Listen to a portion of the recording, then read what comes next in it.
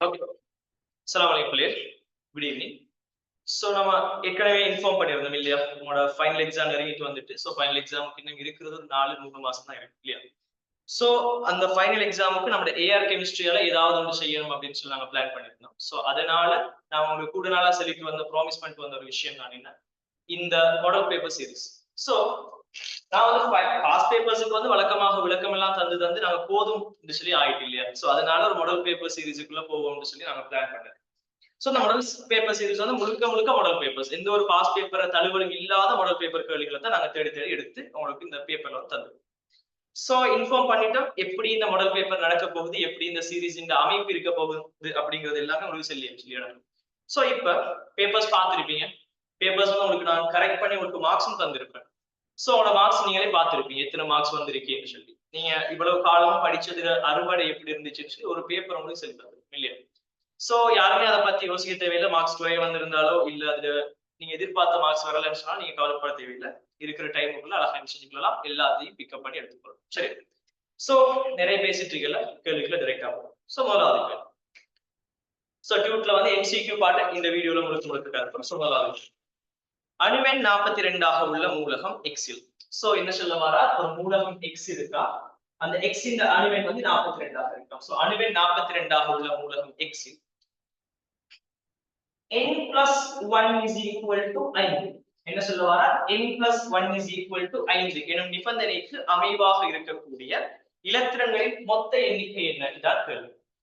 இதை பொறுத்த வரைக்கும் இந்த கேள்வி எதை அடிப்படையாக வச்சது என்று கேட்டால், n plus 1 என்று சொல்வது என்ன, n என்று சொல்வது என்னன்னா பிரதான சக்தி மட்டத்தின் சொத்து இல்லையா. பிரதான சக்தி சோ இந்த பிரதான சக்தி மட்டத்தை பொறுத்த வரைக்கும் உங்களுக்கு தெரியும் 1 2 3 4 சொல்லி கூட்டிட்டு போகுது இல்லையா. சோ இதுல வந்து இந்த n plus 1 is equal to 5 என்று சொன்னா இப்ப சொல்ல வர கான்செப்ட் என்ன, n is equal to 4, அதாவது 4வது பிரதான சக்தி மட்டம்ங்கிறது தான் இப்ப சொல்ல வர விஷயம். சரியா இல்லையா. சோ நிறைய பேர் இந்த கேள்வியை பார்த்த உடனே என்ன முடிவெடுக்கிறேன்னு கேட்டால், இது வந்து 4வது சக்தி மட்டம்.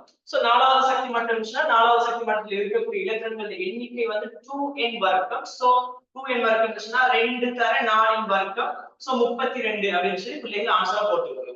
ஆன்சரை வந்து யோசிக்கும். ஆனால் இந்த கேள்விக்கு அப்படி செய்ய இயலாது இல்லையா.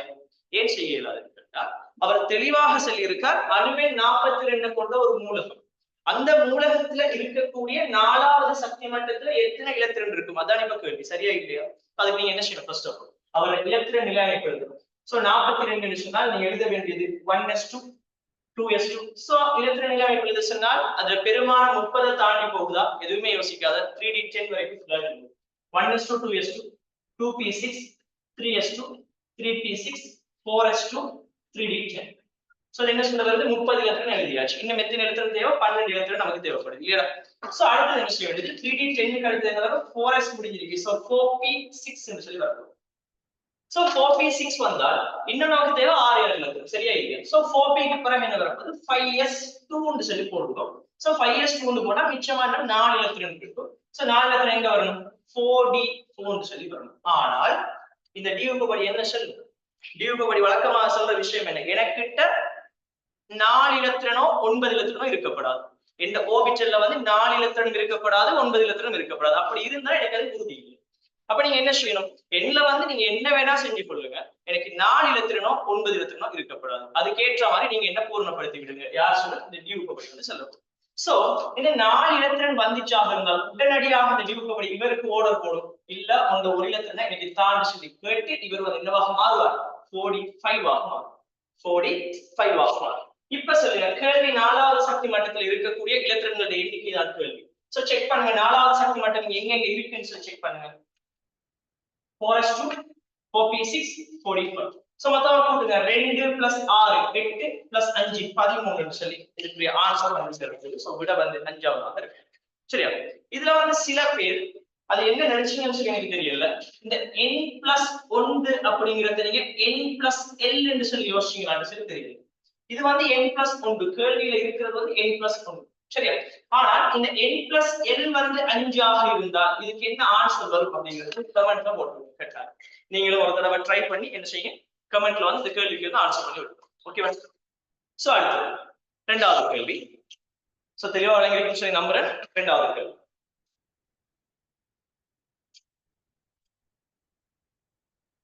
இரண்டாவது கேள்வி. பின்வரும் அயன்களின் நீரேற்ற வெப்ப உள்ளுறை அதிகரிக்கும் ஒழுங்குமுறை சரியாக காட்டப்பட்டுள்ள விடை யாது? சோ நீரேற்ற வெப்ப உள்ளுறை அப்படிங்கிற கன்செப்ட் முதலாவது இது என்ன இடிட்டுக்குள்ள வாரதுன்னு கேட்டா நம்ம தெளிவா சொல்றோம் எனர்ஜெட்டிக்ஸ்க்குள்ள வரும் இல்லையா? எனர்ஜெட்டிக்ஸ்க்குள்ள வரும். இந்த எனர்ஜெட்டிக்ஸ்ல பல விதமான தாக்க வெப்பங்கள் நம்ம கதைக்க போறோம். பல விதமான தாக்க வெப்பங்கள் கதைக்கிறோம். அதுல வரக்கூடிய ஒன்றுதான் என்ன இந்த நீரேற்றல் வெப்ப உள்ளுறை மாற்றம். இந்த நீரேற்றல் வெப்ப உள்ளுறை மாற்றம் அப்படின்னு சொல்ற கன்செப்ட் என்னன்னு கேட்டா ஏதாவது ஒரு வாயுநிலை அயன், உதாரணத்துக்கு ஒரு நேர் அயனாக இருக்கலாம், ஒரு M+ என்று சொல்லக்கூடிய ஒரு வாயுநிலை அயன் இருக்கு. இந்த M+ என்று சொல்லக்கூடிய வாயுநிலை அயன் மிகையான நீர்ல என்ன செய்யும் கரைக்கப்படும். மிகையான நீர்ல கரைக்கப்பட்டால் அந்த நேரம் என்ன செய்யும் இது M+ இந்த அயன் கரைசலாக மாற்றப்படும். சரியா? M+ அயன் கரைசலாக மாற்றப்படும். சோ இந்த டைம்ல இவர் கட்டாயம் என்ன செய்யும் ஒரு மூலாக இருக்கும். சோ இந்த M+ வாயுநிலை அயன் நீர்ல மிகையான நீர்ல கரைக்கப்பட்டு M+ கரைசலாக மாற்றப்படக்குள்ள ஒரு சின்ன ஒரு வெப்ப உள்ளுறை மாற்றம் ஒன்று ஏற்படும். இந்த வெப்ப உள்ளுறை மாற்றம் என்ன வருதுன்னு சொல்லுவீங்க இந்த M+ இந்த நியம மூலர் நீரேற்றல் வெப்ப உள்ளுறை சொல்லி பேர் சொல்லுவீங்க. இது கற்றாயனுக்கு மட்டும்தான் கதைக்க இயலுமான்னு கேட்டா இல்ல வேற யாரும் கதைக்கலாம். ஒரு அன்அயன் யாராவது அன்அயன் A- அன்அயனா இருக்கு அவர வாயுநிலைக்கு நம்ம என்ன செய்யலாம் நீர சேர்ப்பமாக இருந்தால் மிகையான நீரை வழங்குவதாக இருந்தால் அந்த A- கேஸ் என்னவாக மாறும் A- aqueous ஆக மாறும். இந்த டைம்லயும் வெப்பம் என்ன செய்யப்படும் ஒரு வெப்ப உள்ளுறை மாற்றம் ஒன்று ஏற்படும். சோ இதுக்கு என்ன பேர் சொல்லுவோம் இந்த A- நியம மூலர் நீரேற்றல் வெப்ப உள்ளுறை சொல்லுவோம். இந்த டைம் இவர் ஒரு மூலாக சரியா? இதுல இந்த நியம மூலர் நீரேற்றல் வெப்ப உள்ளுறை பொறுத்த வரைக்கும் நம்ம தெளிவாக சொல்லணும் இது அகவெப்ப தாக்கமா புறவெப்ப தாக்கமானு கேட்டா என்ன சொல்லுவோம் நியம மூலர் நீரேற்றல் வெப்ப உள்ளுறையோட பெருமானம் அகவெப்பமா புறவெப்பமானு கேட்டா என்ன சொல்லுவீங்க? சோ வழக்கமாக நான் சொல்றதுதான்டா ஏதாவது ஒரு கவர்ச்சி ஒன்று உருவாகணுமாக இருந்தால் நீ இப்போ உண்ட பிள்ளையோட நான் திரும்ப சொல்ற உதாரணம் நீ உண்ட பிள்ளையோட நல்ல க்ளோஸா இருக்க நல்ல க்ளோஸா நீ இருந்துட்டு இந்த டைம்ல என்ன ஆகுதுன்னு கேட்டால் நீங்க நல்லாவே உருட்டிட்டு 100 வருஷம் நம்மளை போல இங்க யாருமே கப்பல் இல்ல உலகத்திலேயே நம்ம தான் சிறந்த கப்பல் அப்படி எல்லாம் உருட்டிட்டு திர்ற டைம்ல திடீர்னு மாதிரி ஒரு நாள் வருவாள் சொல்லுவாள் நமக்கு இது செட் ஆகாது பிரேக்கப் பண்ணிக்குவோம். அப்பவே நீ சுதாகரிச்சுக்கணும் உன்னோட லைஃப்ல ஒருத்தன் வந்திருக்கான் இடையில ஒருத்தன் வந்திருக்கான் ஒரு ரெவின்னு ஒருத்தன் வந்திருக்கான் ஒரு போய் பெஸ்ட் ஒருத்தன் வந்திருக்கான். சோ அப்படி ஒருத்தன் வந்தா தான் என்ன செய்யும் உனக்கும் உன் ஆளுக்கு மேல இருக்கிற பொண்டு உடைய போகுது. சரியா இருக்கு? அதே போல ஒரு இடத்துல பிணைப்பை உடைக்கணுமாக இருந்தால் ஒரு இடத்துல இருக்கிற பிணைப்பை உடைக்கணுமாக இருந்தால் வெளியில இருந்து ஒரு கூர் ஒன்று உள்ளுக்கு வரணும். வெளியில இருந்து நினைச்சுன்னா ஒரு கூர் ஒன்று உள்ளுக்கு வரணும். சோ இங்க கெமிஸ்ட்ரியை பொறுத்த வரைக்கும் வரப்போற அந்த கூர் யாருன்னு கேட்டால் சக்தியாகும். சரி? சோ பிணைப்பு உடைக்கிறதுக்கு தேவையான கூறு யாருன்னு கேட்டால் பிணைப்பு உடைக்கிறவர் யாருன்னு கேட்டால் சக்தி. சோ எங்கேயாவது ஒரு தாக்கத்துல பிணைப்பு உடையணுமாக இருந்தால் சக்தி என்ன செய்யணும் உள்ளுக்கு வரணும். சரியா? புரியும். அதே போல நீ நல்லா தூரத்துல போயிட்டீங்க பிரிஞ்சு இருக்கீங்க உங்களுக்கு ஒரு பெரிய பிரச்சனை பிரிஞ்சிருக்கீங்க. இப்ப நீங்க 2 பேரும் உள்ளுக்கு வரணுமாக இருந்தா 2 பேரும் ஒன்றா சேரணும்னா என்ன செய்யணும் அந்த ரவி என்ன செய்யணும் அவளோட வாழ்க்கையை விட்டு வெளியே போகும். போனா தான் என்ன நடக்கும் நீ அவளுக்கு பக்கத்துல வேணா போகலாம் இல்லையா? சோ அதே போலதான் இந்த கவர்ச்சியை நீங்க திருப்பி உருவாக்கணுமாக இருந்தா என்ன செய்யணும் கவர்ச்சியை திருப்பி உருவாக்கணுமாக இருந்தா இந்த சக்தி வெளியாகணும். சோ இந்த டைம் யோசிச்சு பாருங்க M+ வாயு நிலை அயனாக தண்ணி இருக்கு இல்லையா? A- கேஸும் அதே போல தண்ணி இருக்கு. இப்ப இவரின் நீர்ல கரைக்கணுமாக இருந்தால் என்ன நடக்குதுன்னா இந்த M+க்கும் இந்த நீர் மூலப்பொருளுக்கு மேல என்ன வரணும் ஒரு கவர்ச்சி வரணும். சரியா? சோ கவர்ச்சி உருவாக போகுது. சோ கவர்ச்சி உருவாகணும்னு சொன்னால் இது என்னவா இருக்கும் ஒரு புறவெப்ப தாக்கமாக இருக்கும் சக்தி வெளிவிடும். சோ நீரேற்றல் வெப்ப உள்ளுறை எப்போதும் புறவெப்பமாக இருக்கும். நான் சொல்றது சரியா புரியுது? நீரேற்றல் வெப்ப உள்ளுறை என்ன செய்யும் எப்போதும் புறவெப்பமாக இருக்கும். ஏதாவது குழப்பம் இருக்கு? இந்த நீரேற்றல் வெப்ப உள்ளுறையை பொறுத்தவரை இந்த நீரேற்றல் வெப்ப உள்ளுறை பெருமானம் எப்படி இருக்கும்? நீரேற்றல் வெப்ப உள்ளுறை எதுல தங்கி இருக்கும் கேட்டால் நீரேற்றல் வெப்ப உள்ளுறை பெருமானத்து எதுல தங்கி இருக்கும் கேட்டால் 2 காரணிகள் தங்கி இருக்கும். ஒன்று அயனிகளின் அயனின் ஒன்று அயனின் ஏற்றம் அதே போல அடுத்தது அயனின் ஆர். சரி? அயனின் ஏற்றம் அதே போல அயனின் ஆர் இந்த 2 காரணிகள் இந்த நீரேற்றல் வெப்ப உள்ளுறை என்ன செய்யப்பட்டு தங்கி இருக்கும். ஏதாவது குழப்பம் இருக்கு? இதுல அயனின் ஏற்றம் அதிகரிக்குமாக இருந்தால் நீரேற்றல் வெப்ப உள்ளுறை அதிகரிக்கும். அதே போல அயண்ட ஆரை குறையுமாக இருந்தால் நீரேற்று வெப்பநிலை அதிகரிக்கும். சரியா புரியுது? சோ யாருக்கு நீரேற்று வெப்பநிலை கூட நீங்க எதை பார்க்கணும்? ஃபர்ஸ்ட்க்கு ஏற்றத்தை செக் பண்ணணும். ஏற்றம் யாருக்கு கூடயோ அவருக்கு தான் நீரேற்று வெப்பநிலை கூடும். அப்படி இல்லை ஏற்றம் சமனா இருக்கு என்று சொன்னா அடுத்ததை பார்க்கணும், ஆரை பார்க்கணும். சோ ஆரை யாருக்கு குறைவோ அவருக்கு தான் நீரேற்று வெப்பநிலை குறைவாக இருக்கு. இப்ப இந்த கேள்வியில தந்த விஷயங்கள் யாரு? இந்த கேள்வியில அவர் தந்திருக்கக்கூடிய கூறுகள் யாரு கேட்டா Cl மைனஸ் தந்திருக்கா, சோடியம் பிளஸ் தந்திருக்கா, அதே போல மெக்னீசியம் 2+ தந்திருக்கா, அலுமினியம் 3+ தந்திருக்கா. இந்த 4 பேரும் தந்திருக்காங்க. ஃபர்ஸ்ட் யாரை பாப்பீங்க? ஏற்றத்தை பாப்பீங்க. ஏற்றம் என்ன யாருக்கு ஆக கூட, இவருக்கு ஆக கூட இந்த மாதிரி ஏற்றம் குறையுது. சோ இத பார்த்த உடனே முடிவெடுக்கலாம். இந்த நீரேற்று வெப்பநிலை விஷயம் போதும் இந்த ஓடல்ல தான் அதிகரிக்க போகுது. சோ விட வந்து முதலாவதாக ஏதாவது குழப்பம், இது வந்து குழம்பிக் கொள்றதுக்கு ஏதாவது விஷயம் இருக்கான்னு சொல்லி முதலாவது.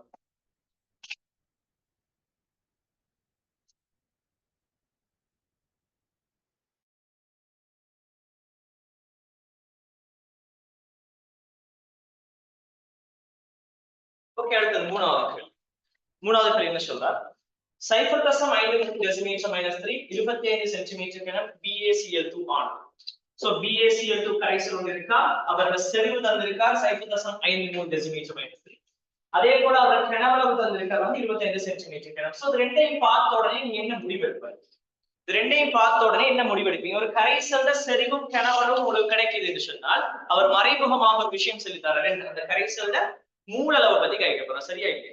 அந்த கரைசலுக்குள்ள இருக்கக்கூடிய BaCl2 இந்த மூலளவை பத்தி இங்க கைச்சிருக்கா. சோ அந்த BaCl2 ஆனது 0.2 டெசிமீட்டர்-3 25 சென்டிமீட்டர் கனம். சோ அங்கேயும் செறிவும் கனவளவும் தெரியும். அப்ப அங்கேயும் வந்து அந்த Na2SO கூட மூலளவு பத்தி கைக்க போறோம். சோ இங்க உங்களுக்கு BaCl2 மூலளவும் தெரியும், அதே போல Na2SO கூட மூலளவும் தெரியும், ரெண்டு பேரோட மூலளவும் தெரியும்.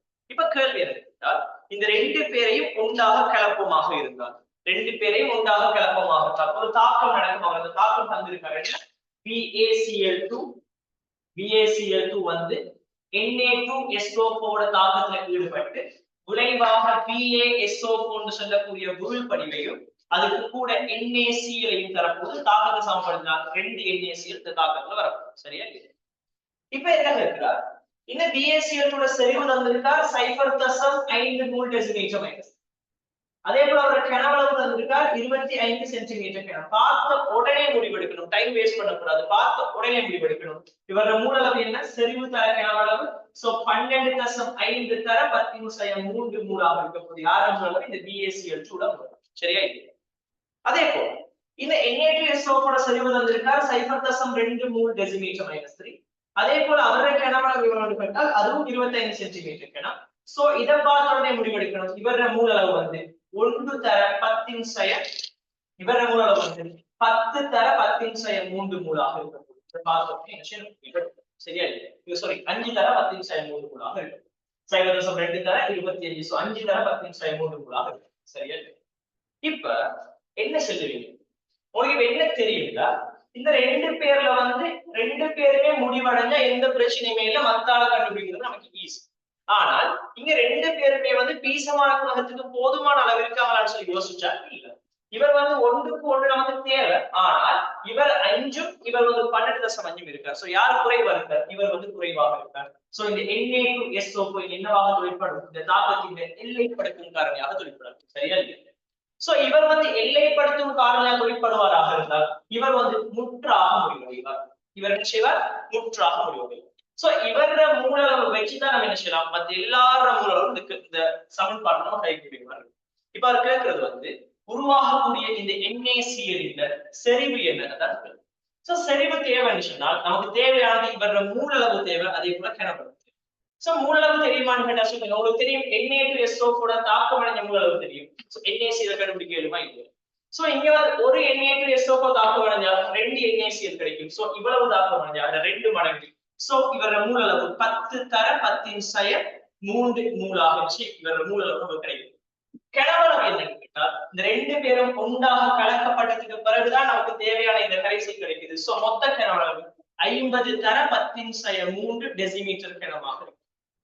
சோ இதுக்கு பிறகு மேல இருக்கு செறிவு சமன் மூலின் கீழ் கனவளவு.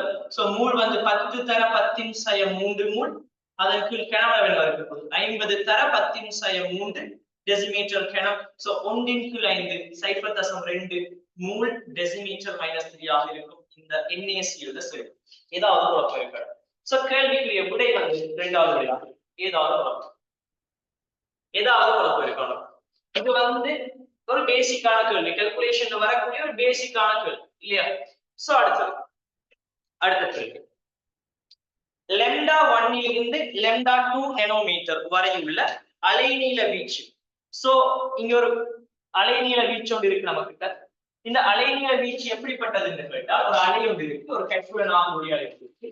இந்த கட்புலனாக ஒளி அலையில வந்து என்ன கான்செப்ட்னு கேட்டால் λ1 இருந்து λ2 வரைக்கும், அதாவது நமக்கு இருக்கிறது என்னன்னு கேட்டால் λ1 λ2 சொல்ற ரெண்டு அலைநீளங்களுக்கு இடையில வந்து நமக்கு என்ன இருக்கா அலைநீளம். λ1 λ2 இடையில இருக்கிற எல்லா இதுக்கும் என்ன செய்யுது அலைநீளம். இப்ப என்ன சொல்ல வராங்க என்றால் இந்த அலைநீள வீச்சில் கட்புல ஒளியை ஒத்த ஒரு போட்டோனின் சக்தி வீச்சுக்கு சரியான கோவை பின்வரும் சொல்லியது. சக்தி வீச்சு என்று சொன்னா என்னன்னா சக்தி வித்தியாசம், சரியா புரியுது. சோ இந்த அலைநீளமுடைய கதிருக்கு ஒரு சக்தி ஒன்று இருக்கும், அதே போல இந்த அலைநீளமுடைய கதிருக்கு ஒரு சக்தி ஒன்று இருக்கும். அவர் சொல்ல வாரார் இங்க வந்து λ1 வந்து λ2 விட சின்னது, அதாவது λ1 விட λ2 பெருசு என்று சொல்ல வாரார், சரியா? சோ இந்த சந்தர்ப்பத்துல யோசிச்சு பாருங்க, λ1 λ2 இந்த ரெண்டு பேரும் யாருக்கு சக்தி கூட வருது? மேக்ஸ் பிளாங்க் இந்த சக்தி சொட்டு கொள்கை என்ன சொல்லுங்க? E is equal to hc into lambda. So lambda கூட கூட கூட கூட சக்தி என்ன செய்யும் குறையும். சோ இந்த ரெண்டு பேர்ல யாருக்கு சக்தி கூட வருதுன்னு கேட்டால் தெளிவா சொல்லுவீங்க, இந்த lambda குறைஞ்ச இவருக்கு தான் என்ன செய்ய சக்தி வந்து கூடவாக இருக்கும், சரியா? சோ இவர சக்தி என்ன வரும்? E is equal to hc into λ1 ஆக இருக்கும். பட் இந்த lambda வந்து நானோமீட்டர்ல வந்ததால நம்ம என்ன சொல்லுவோம்? λ1 தர 10⁻9 மீட்டர் சொல்லுவோம், சரியா? அதே போல இவர சக்தி என்ன வரும்? E1 எடுக்கிறேன், இல்ல E2 எடுக்கிறேன். இந்த E2 எதுக்கு சமமா இருக்கும்? hc into λ2 தர 10⁻9 மீட்டர் ஆக இருக்கும், சரியா? எனக்கு இந்த ரெண்டு பேர்ல யாரு பெருசு? E1 ஆ E2 ஆன்னு கேட்டா தெளிவா சொல்லுவீங்க, lambda இவருக்கு குறைய, அதனால இவருக்கு தான் சக்தி கூட. சோ இந்த சக்தி வித்தியாசம் என்ன வரும்? E1 minus E2 ஆக இருக்கும். E1 minus E2 ஆக இருக்கும் இந்த சக்தி வித்தியாசம். சோ E1 ட பெருமானம் என்ன? hc into λ1 தர 10⁻9. அதுல என்ன செய்யணும்? hc into λ2 தர 10⁻9. சோ நம்ம என்ன செய்வோம்? இந்த hc ரெண்டு பேருக்கு போது 10⁻9 ரெண்டு பேருக்கு போதுங்கிறதால hc நம்ம வெளியால எடுத்தமாக இருந்தால் hc bracketல 1 into λ1 minus 1 into λ2 bracket இந்த 10⁻9 மேல போகும், தர 19 ஜூல் ஆக இருக்கும். சோ இந்த ஆன்சர்ஸ் தேர்னிங்களாக இருந்தால் முதலாவது விட இந்த கேள்விக்குரியதாக வந்து சேரும், சரியா? இல்லையா? ஏதாவது குழப்பம் இருக்கு? அடுத்த கேள்வி, அஞ்சாவது கேள்வி. முதல் 5 அயனாக்க சக்தி எண் பெருமானங்கள் மூலகம் x க்கு பின்வருமாறு காணப்படுகிறது. சோ ஒரு x என்று சொல்லக்கூடிய ஒரு மூலகத்துல முதல் 5 அயனாக்க சக்தி பெருமானங்கள் தந்திருக்கார். முதலாவது 801, இரண்டாவது வந்து 2427, மூணாவது வந்து 3660, நாலாவது வந்து 25025, அஞ்சாவது வந்து 32866. இத பார்த்த உடனே நீ ஜெனரல் கெமிஸ்ட்ரி தெளிவாக படிச்சிருந்தா பார்த்த உடனே சொல்லியிருப்பாய், முதலாவது இரண்டாவது மூணாவது அயனாக்க சக்திக்கு பிறகு நாலாவது இலத்திரன் இலக்கப்படுறதுக்கு பெருமளவு சக்தி வந்து தேவைப்படுது, சரியா? சோ நாலாவது இலத்திரனை இலக்கிறதுக்கு பெருமளவு சக்தி தேவைப்படுதா இருந்தால் நாலாவது இலத்திரன் வந்து உள்ளோட்டுல வந்து இலக்கப்பட்டிருக்கும், சரியா? ஆகவே வெளியோட்டுல வந்து 3 இலத்திரன் இருந்திருக்கு. சோ வெளியோட்டுல 3 இலத்திரன் இருக்குன்னு சொன்னால் அது என்ன கூட்டமாக இருக்கும்? 13ஆம் கூட்ட மூலகமாக இருக்கும். சோ இந்த x வந்து ஒரு 13ஆம் கூட்ட மூலகமாக இருக்கும். சோ இந்த 13ஆம் கூட்ட மூலகமான x வந்து உருவாக்கக்கூடிய ஆக்சைடு என்ன வரைக்கும்? இவர ஆக்சிடேஷன் நிலை வந்து +3. சோ a நீங்க உதாரணத்துக்கு எலிமெண்ட் எடுத்தமாக இருந்தால் Al2O3. சோ H2O3 வந்து இந்த கேள்விக்குரிய விடையாக வந்து சேர்ப்போம். இதுக்கெல்லாம் நம்ம வந்து ஒரு நிமிஷம் கூட செலவழிக்கப்படாது, இந்த கேள்விக்கு ஆன்சர் பண்ணலாம் இல்லையா? அதே போல அடுத்த கேள்வி, ஒரு தாண்டல் இல்லா மூலகம் x ஆனது நிறுத்தாடு வலை சீசோ வடிவம் இல்ல HCl - அயனை உண்டாக்குகிறது. சோ நிறுத்தாடு வலை சொன்ன தெரியும், நிறுத்தாடு வலையோட வடிவம் எப்படி இருக்கும்னா, நிறுத்தாடு வலை எப்படி இருக்கும்னு கேட்டால் இந்த HCl4- நம்ம வரைஞ்சு கொள்வோம். x க்கு வந்து என்ன செய்ய போகுது? இங்கால ஒரு குளோரின், இங்கால ஒரு குளோரின், இங்க ஒரு குளோரின், இங்க ஒரு குளோரின். So HCl4. அதே போல நிறுத்தாடு வரைன்னு சொன்னால் ஒரு தனிச்சோடி இலக்கணம் இருக்கு. சரியா? இதுல வந்து HCl4 மைனஸ் என்று சொல்றாங்க. சோ மைனஸ் இந்த குளோரின்ல மறையேற்றம் வருமானு கேட்டா வர போற இல்ல. இந்த மறையேற்றம் வந்து இவர்ல தான் இருக்கு. சரியா? மறையேற்றம் வந்து இப்ப இவர்ல தான் இருக்க போகுது. இப்ப கேள்வி என்ன கேட்டால், இப்படி ஒரு நிறுத்தாடு வடிவமுடைய இந்த அயனை உருவாக்குது. சரி, தரைநிலையில் உள்ள சுயாதீன X அணுவின் பொது இலத்திர நிலை அமைப்பு பின்வருவனவற்றுள் எதுவாகும்? சோ இலத்திர நிலை அமைப்பு என்னன்னு கேள்வி வந்தா நீங்க யோசிக்க வேண்டிய ஒரே ஒரு விஷயம், இவர் என்ன கூட்டம் கண்டுபிடிச்சா நிலம். சரியா? எனக்கு சொல்லுங்க, இவர்ல வந்து இருக்கிற இலத்திரன் இந்த புனைப்பு கொண்டு இவர் கொண்டு இவர் கொண்டு இவர் கொண்டு 4, அதே போல இங்க இருக்கு டோட்டலா 6 இலத்திரன் தான் இருக்கு. அந்த 6 இலத்திரன் இருக்கக்கூடிய ஒரு மைனஸ் வந்து எக்ஸ்ட்ராவா இருக்கு. ஐ மீன் 6 இலத்திரன்ல வந்து ஒரு இலத்திரன் இவரே இல்ல, அது வேற எங்கேயோ இருந்து அந்த இலத்திரன். சரியா? இல்லையா? 6 இலத்திரன்ல ஒரு இலத்திரன் இவருக்குரியது இல்ல, அது வேற எங்கேயோ இருந்து வந்த இலத்திரன். சோ 5 இலத்திரன் தான் இவருக்குரியது. சோ வலுவான போட்டுல இவற்றை 5 இலத்திரன் தான் இருக்கு. என்ன கூட்டம் இது? 15ஆம் கூட்டம். சோ 15ஆம் கூட்டம் சொன்னால் 9% கூட்டம் எப்படி வரும்? இலத்திரன் ஆகும் NS2 NP3 ன்னு சொல்லி இந்த கேள்விக்கு ஆன்சர் வந்து சேரப்போகுது. சோ விட வந்து 3ஆவதாக இருக்கு. ஏதாவது குழப்பம் இதுக்கு இவ்வளவு டைம் மெனக்கெடுறோமா இந்த கேள்விகளுக்கு? சிம்பிளா வேலையை முடிச்சுட்டு போகலுமா இல்லை? அடுத்த கேள்வி, ஏழாவது கேள்வி நல்ல ஒரு கேள்வி. நீங்க என்ன செய்வாரா, வழக்கமாக இந்த மூல் பின்னத்தை தந்து திணிவு பின்னம் காண சொல்வது அல்லது திணிவு பின்னத்தை தந்து மூல் பின்னம் காண சொல்வது வந்து வழக்கமாக பேப்பர்ல வரக்கூடிய ஒரு கேள்வி. சரி, ஆனால் இந்த ஏழாவது கேள்வி என்ன டிஃபரெண்ட் என்று கேட்டால், இவர் மூல் பின்னத்தை தந்துட்டு டைரக்டாக மூலல் திறனை பத்தி கேட்கணும். எனக்கு சொல்லுங்க, ரெண்டு வேர்டு இருக்கு இல்லையா? ஒன்று வந்து மூலல் திறன், ஒன்று வந்து மூலல் திறன், ரெண்டாவது வந்து மூலல் திறன். மூலல் திறன், இந்த மூலல் திறன் அப்படின்னு சொல்ற வேர்டு எதை குறிக்குது? மூலல் திறன் அப்படின்னு சொன்னா என்னடா, குறித்த ஒரு கரையத்தின் செறிவு. யாரை பத்தி கதைக்கிறோமோ அவரோட செறிவு தான் இந்த மூலல் திறன். அந்த செறிவை வந்து எந்த அடிப்படையில கதைக்க போறோம்? அந்த கரையத்தின் மூலளவு. மேல போறது கரையத்தின் மூலளவு, கீழே போறது வந்து கரைசலின் கனவளவு. தெளிவா இருக்கணும், கரைசலின் கனவளவு. மூலல் திறன் என்று சொல்வதில்ல, அந்த கரையத்தின் மூலளவின் கீழ் கரைசலின் கனவளவு தான் என்னடா இந்த மூலல். மூலல் திறன் அப்படின்னு சொல்லுது, அதே கரையத்தின் மூலளவு அதற்கு என்ன போடுவோம் கேட்டால் கரைப்பானின் திணிவு போடும். கரைப்பானின் திணிவு தெளிவா இருக்கணும், கரைப்பான். நம்ம இங்க கரைசல திணிவு போடுறோம்ல, கரைப்பானின் திணிவு. சரியா? இல்லையா? இப்ப சொல்ல வரது கேட்டால், ஒரு எத்தனால் நீர் கரைசல் இருக்கு. ஒரு நீர் கரைசல், நீர் கரைசல்கள் யார் இருக்குன்னு கேட்டால் எத்தனால் இருக்கு, அதோட வந்து நீர் இருக்கு. எத்தனால் அதே போல நீர், இந்த ரெண்டு பேரும் இருக்கிற ஒரு நீர் கரைசல். இந்த நீர் கரைசல்ல எத்தனோட மோல் பின்ன வந்து 0.08 ஆக இருக்கும். இப்ப கேள்வி என்ன கேட்டால், இதே எத்தனோட மூலல் திறன் என்னதான் கேள்வி. சோ மூலல் திறன் தேவைன்னா நமக்கு என்ன தேவைடா? மூலளவு தேவை. யார மூலளவு? எத்தனோட மூலளவு தேவை, அதுக்கு இருக்கிற கரைப்பான திணிவு தேவை. சரியா? இப்ப எத்தனோட மூலளவு காண்றதுக்கு ஏதாவது தரவு இருக்கான்னு கேட்டா இவர மூல் பின்னம் மட்டும் தான் தந்திருக்காரு. சரியா? இல்லையா? நம்ம ஒரு வேலை செய்யணும், மூல் பின்னம் தந்திருந்தால் இந்த 0.08 தான் இந்த எத்தனோட மூலளவு சொல்லி நம்மளே முடிவெடுக்கிறோம். சோ 0.08 மூல் யார மூலளவு? எத்தனோட மூலளவு. அப்ப இவர் 0.08 சொன்னால் நீர மூலளவு என்ன வரைக்கும்? 1ல இருந்து கழிச்சு விடு, என்ன வரைக்கும்? 0.92 மூலாக இருக்கும். 0.92 மூலாக இருக்கும். சோ இதுல நமக்கு என்ன கிடைக்குது? எத்தனோட மூலளவு கிடைச்சிச்சு. அடுத்தது கரைப்பான திணிவு. யாரு கரைப்பான்? நீர் தான் கரைப்பான். சோ கரைப்பான திணிவு எப்படி கண்டுபிடிக்கலாம்? நீர்ற மூலளவு தெரியும், அதை 18ஆல பெருக்கி விட்டோம்னு சொன்னா நமக்கு என்ன கிடைச்சிடும்? கரைப்பான திணிவு நமக்கு கிடைக்கும். சோ இதுல பெருமானம் கிட்டத்தட்ட 16.56 கிராம் சொல்லி கிட்டத்தட்ட வந்து சேரும். 16.56 கிராம் சொல்லி இதுக்கு வந்து என்ன செய்ய போகுது? இதுல ஆன்சர் வந்து கிடைக்கும். சரியா? இப்ப நமக்கு மூலல் திறன் கேள்வி. சோ மூலளவு என்ன? 0.08 மூலாக இருக்கும். அதற்கு கரைப்பான திணிவு என்ன? 16.56 கிராம். ஆனால் கிராம்ல போட இயலுமா? மூலல் திறன் அலகு என்ன? கிலோகிராம் இல்லையா? சோ கிலோகிராம் என்று சொன்னால் 16.56 தர 10/3 கிலோகிராம் ஆக இருக்கும். இந்த பெருமானம் எப்படி வந்து சேரப்போகுது? இந்த பெருமானம் எப்படி வந்து சேரப்போகுது? 80க்கு 16.56 வரப்போகுது. என்ன ஆன்சர்? என்ன ஆன்சர் இருக்கு? இது எதுவுமே சுருக்க தேவையில்லை, பார்த்த உடனே சொல்லலாம். 80 16ஆல சுருக்கினா ஆன்சர் 5. சரியா? இல்லையா? 80 16ஆல சுருக்கினா ஆன்சர் 5. ஆனால் கீழே இருக்கிற பெருமானம் 16 விட பெருசு. அப்ப வரப்போற ஆன்சர் என்ன செய்யணும்? 5 விட குறைஞ்ச ஆன்சர் இருக்கணும். சோ அதுக்கு கிட்ட இருக்கிற ஆன்சர் 4.83 மூல் கிலோகிராம் மைனஸ் பண்ணுங்கிற ஆன்சர் வந்து இருக்கும். ரெண்டாவது ஆன்சர். சோ எதுவுமே யோசிக்க தேவையில்லை, அந்த ஆன்சரை போட்டு விட்டா வேற முடியும். சரியா? இல்லையா? ஏதாவது குழப்பம் இருக்கு இதுல சிம்பிளா முடியும் ஏதாவது குழப்பம் இருக்கு சோ இது வந்து 7வது இல்லையா